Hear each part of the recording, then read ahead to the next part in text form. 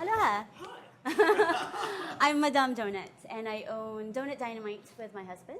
It's been really amazing how people have come to find us, and people keep coming in, so we keep making donuts.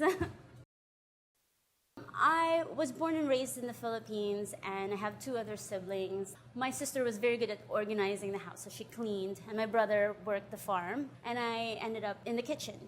So I went to Culinary Institute of America in St. Helena, California. That's actually where I met my husband, who is also my partner in Donut Dynamite. I always loved donuts. They're the underdog of the pastry world. When I decided to start a donut business, I thought, we'll make brioche-style donuts. We always hear the quote, "Let them eat cake," by Marie Antoinette.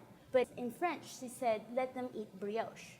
It's the Cadillac of all doughs, and I wanted to make the Cadillac of donuts. We started our business selling donuts at the Maui Swap Meet. So I remember the first time we were there, and we had just some really interesting flavors that they had not seen before on a donut. They were literally looking at us and they would walk away. And then one teenage boy actually came by and he's like, that's interesting. So he bought a donut.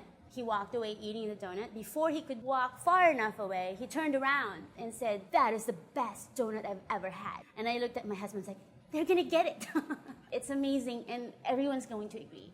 We create our donuts as if it isn't complete until you put all those flavors together or those components together. So it's very important that your main ingredient, the dough, is really, really good. We make everything from scratch, from the dough to our toppings. I even make my own handmade sprinkles. It sounds corny, but I look at the donut as my canvas, and I express my story, even my life story, on a donut. Whenever people tell me, "Oh, you guys are doing so well," I always say yes, but it's a whole lot of work to be in this type of donut business. Making all the components by hand also makes the workload so much harder. The mixing of one type of dough alone takes almost an hour. We have over 20 different kinds of brioche dough. You have to be passionate about this to do the kind of work that we're doing. It takes hours. We hardly sleep. My work day is from about midnight to 6 or 9 p.m. On the weekends, we obviously start as early as 10. My husband usually rolls the dough. I would have made the brioche dough at least a day in advance. After he rolls them, the doughs have to rest for a few minutes, anywhere between 45 minutes to an hour before we can cut them. We fry them, we cool them, we glaze them. By the time all of these are done, it would be around 5 o'clock in the morning when we box our donuts to deliver to our accounts in the hotels and other coffee shops locally. We stay open around 1 p.m., but oftentimes we sell out by 10:30. I think we will always be creative. We will always be inspired to do something with food. Even with the donuts alone, we're inspired constantly by our customers or our neighbors who bring in fresh fruit or whatever it is from their backyards. We change our menu every day based on what inspired us that day.